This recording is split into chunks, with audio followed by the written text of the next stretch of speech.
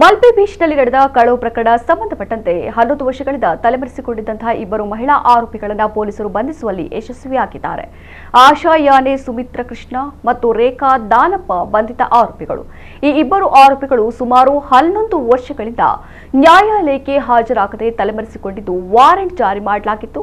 Malpe police ಠಾಣಾ ಸಿಬ್ಬಂದಿ ಸುರೇಶ್ ಕುಮಾರ್, ವಿಶ್ವನಾಥ್ ಮತ್ತು ಸಿಂಚನಾ ಅವರು ಶಿವಮೊಗ್ಗ ಜಿಲ್ಲೆಯ ಭದ್ರಾವತಿಯ ಹೊಸಮನೆ ಎಂಬಲ್ಲಿ ಜನವರಿ 31ರಂದು ಆರೋಪಿಗಳನ್ನು ಬಂಧಿಸಿದ್ದಾರೆ. ಆರೋಪಿಗಳನ್ನು ಸಿಜೆಎಂ ನ್ಯಾಯಾಧೀಶರ ಮುಂದೆ ಹಾಜರುಪಡಿಸಿದ್ದು ನ್ಯಾಯಾಲಯವು ವಾರೆಂಟ್ ಆರೋಪಿಗಳಿಗೆ ನ್ಯಾಯಾಂಗ ಬಂಧನ ವಿಧಿಸಿದೆ.